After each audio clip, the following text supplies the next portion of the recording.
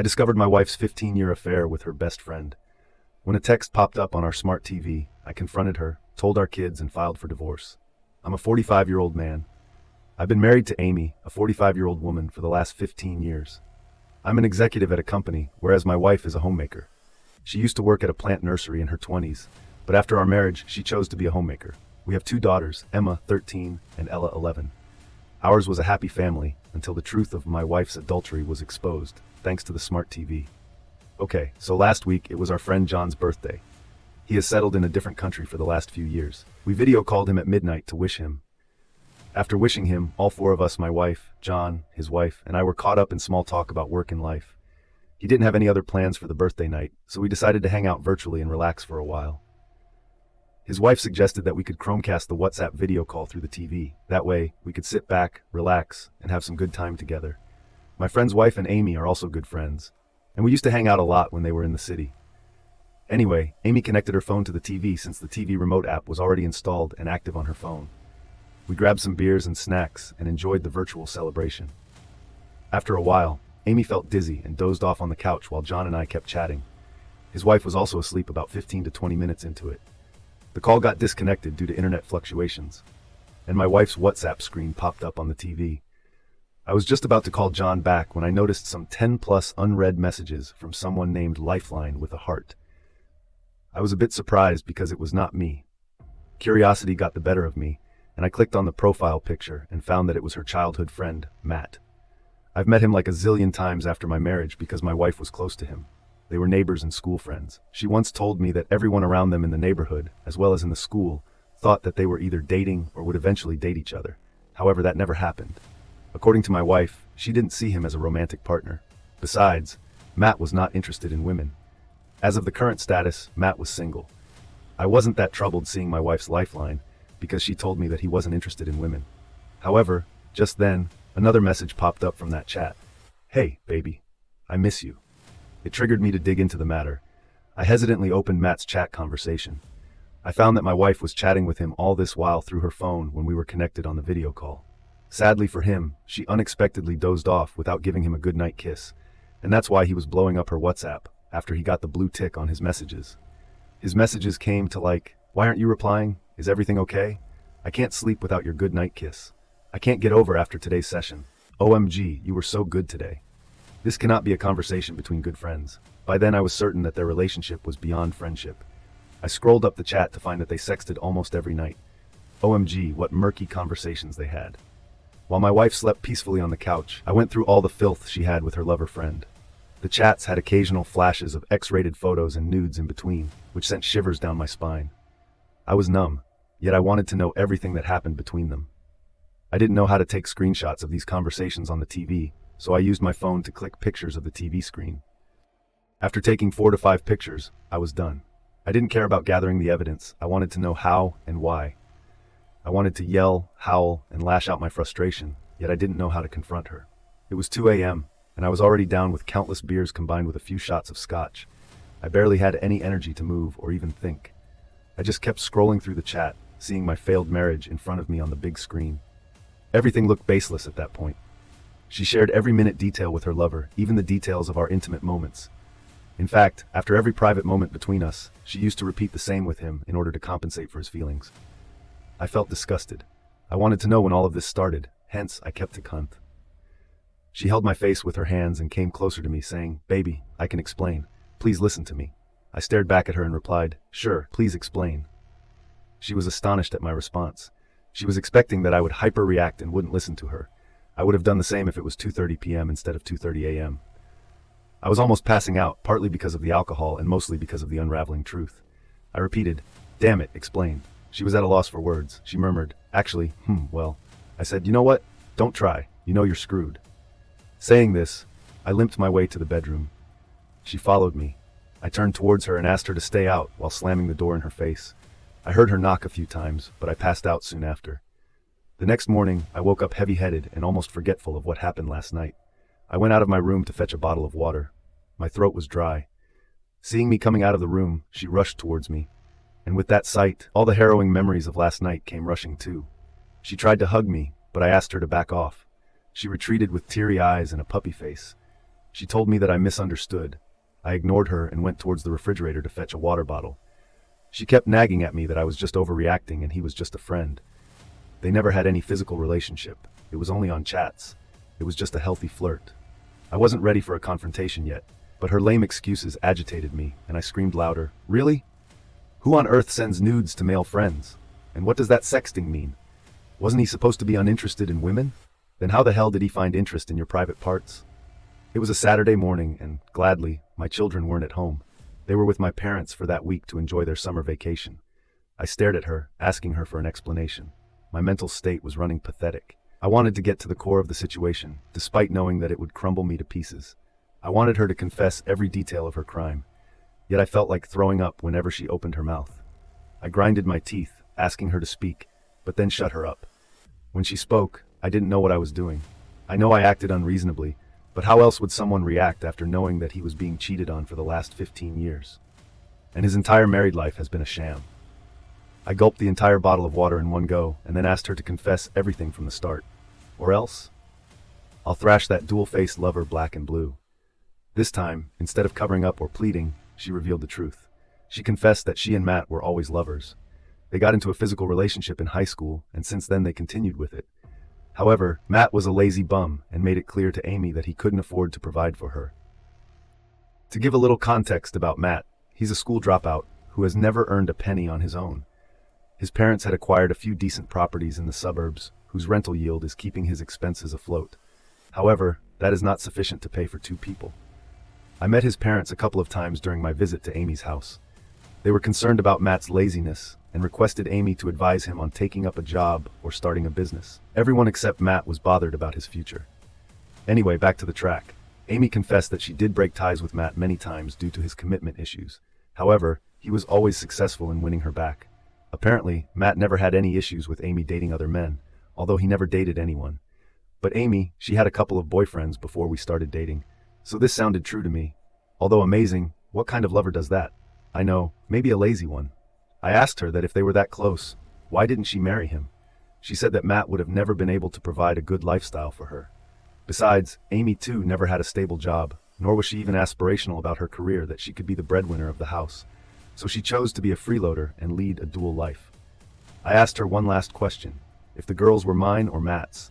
She swore that they were mine. I wasn't convinced and still doubted her. She offered to get a DNA test done. If I wasn't convinced, she said that she couldn't risk having the children with Matt because she was scared that if her truth was I felt suffocated after emptying the bottles of beer. I went out of my room, grabbed my car keys, and drove to my in-laws' place, which was 30 minutes away. My mother-in-law answered the doorbell with a pleasant smile, but seeing my red face, she knew something was wrong. She called my husband Phil, who rushed from their bedroom and sat me down. I was sweating and palpitating with anxiety. I told them that I didn't know any better. A better way of confronting this while narrating everything made my throat dry and my body temperature soar high as I revealed the ugly truth. Midway through this, we heard someone banging on the door. It was Amy. She stormed into the house and asked me to leave. Immediately, she said that this was our private matter and that we should deal with it and not involve her parents. The next few hours were a series of emotional rage and turmoil. I rebuked her for cheating on me for 15 years while she brushed it off as a mere casual relationship, which meant nothing to her. Gradually, she shifted the blame on me for manipulating her parents against her, and I defended myself. My in-laws sided with me and berated her. I spent the entire weekend drinking, passing out in between, and refilling my stomach with alcohol. The next day was Monday. I went to work feeling groggy and exhausted at the office. I Googled some divorce lawyers and booked an appointment with one. I came back home to find some of her belongings missing.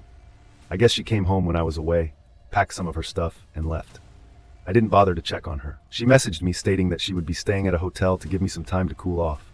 Seriously, did she think the matter was so trivial that I could simply move on? She also sent me messages pleading for forgiveness and making promises about ending her relationship with her lover. It's been a week since that fateful day. Today is Friday. Again, the week moved too slowly for me. I guess the weekend would be slower. I have an appointment with the lawyer this Monday. I've been reading many Reddit stories to find a solution for my problem. But I guess mine is a complicated case. More than myself, I'm worried about my girls. How do I deal with them? How do I confront them? Should I even confront them at all? Update. Thanks folks for the sound advice. Apologies for not updating you guys. However, I did connect with some of you over PM and comments.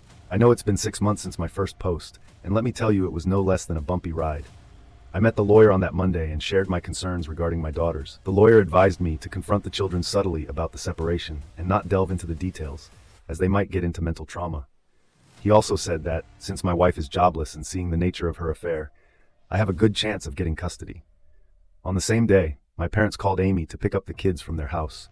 They were still unaware of the situation. She came home with the kids when I was lying drained on the couch. After the stressful meeting with the lawyer, I avoided having any conversation in front of the children and stayed in my room. When she came inside the bedroom, I told her to confront the girls about her adultery. She started sobbing and begged me for forgiveness. She kept saying that the girls would hate her for this. I guess they should. She deserves to be hated. What else do you expect after cheating on your family for 15 years?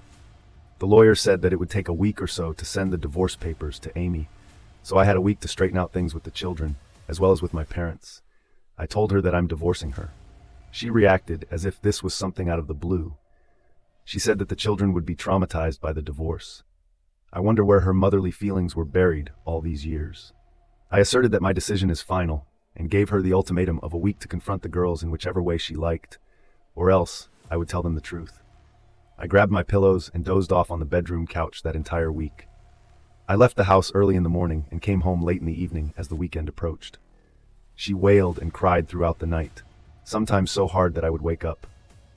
I did feel pity for her, but how could she do this for so many years? What was she thinking, that she would never be caught? She would have had multiple opportunities to cut off her lover, yet she continued with him. Our private conversations, my insecurities, my deep, dark secrets, everything she left open in front of her lover. How could I forget all of those? On Friday evening, she told me Ford, and later we can find a smaller place. The girls were perplexed at this. They were young, but not stupid to not understand the game she was trying to play. My younger daughter told Amy that whatever she was saying was not making sense, while the elder one questioned us point blank. "Are you guys getting divorced?" I gave a stern look at Amy and urged her to speak the truth. She sighed and broke down. The girls looked at me for the answers. I told them that they were right about our divorce. I explained to them that we didn't feel compatible with each other anymore. My elder daughter asserted that I might be having an affair, and that's the reason Amy was crying. She held her mother's hand and asked her if I was cheating on Amy instead of clearing the air. Amy just hugged her in anticipation. The girls gave me a disgusted look. I lost my mind at that manipulative woman. I was stunned to see how she turned the table around on me. I told my daughters everything about how I found out and what their mother was up to, of course filtering out the A+ content. Amy yelled at me for backing out on my words. She told me that I gave her the liberty of giving any explanation to the girls, so why didn't I support her when she was telling them about my transfer? The situation was out of control, and I decided to put my foot down at Amy's manipulation. I called up my parents and my in-laws and asked them to come down ASAP. Both of them lived 25 to 30 minutes away, and within an hour, all 4 of them were at my house. That 1 hour was a nightmare for me, which I'll never forget in my life. My daughters were crying while hugging me, and seeing this, Amy tried her best to reason out her actions. She even went as far as portraying me as a liar and manipulating the girls against me. She stopped only when I told her I had photos of those conversations. My parents were shocked to see us in that condition. I narrated the incident in brief. Everyone despised Amy for such a heinous act. She kept sobbing and pleaded for forgiveness. For a moment I felt pity for her. It hurt me too to see her in this condition. But she has brought this on herself. Instead of portraying me as the villain in front of my daughters, she could have just told them we fell out of love or something, but she wasn't ready to own the slightest bit of blame. And now, her ugly truth lies naked in front of everyone, including her daughters. I made it clear that we are proceeding with the divorce and that the girls would be with me. I asked her parents to take her away. Even the girls asked her to leave. My parents decided to stay back for a few weeks and take care of us. It was indeed a tough time for us, but I'm glad we came out strong. I am enrolled in therapy for all 3 of us, and we are in a much better mental space. Now, my divorce proceedings are ongoing. Amy has claimed a share in my house, which I'm contesting because she doesn't deserve a penny.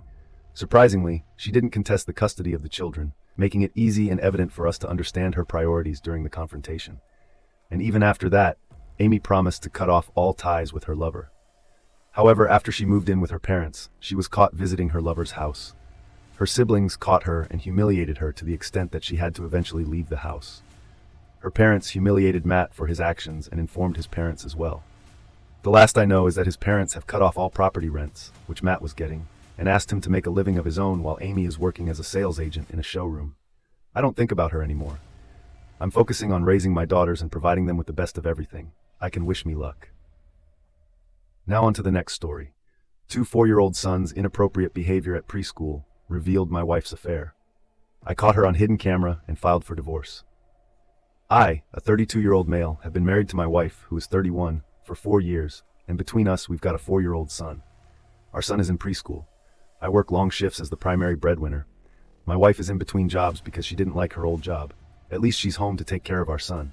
Recently, though, we were called into our son's preschool. They said that he had exhibited inappropriate behavior that had started about 3 weeks ago, trying to kiss girls, lifting up their skirts, and touching their butts. My wife and I were speechless. We could barely explain it because I'm always conscious of never behaving like that around my child. We're very strict about the programs we let him watch and always had a parent present when he went visiting or on play dates.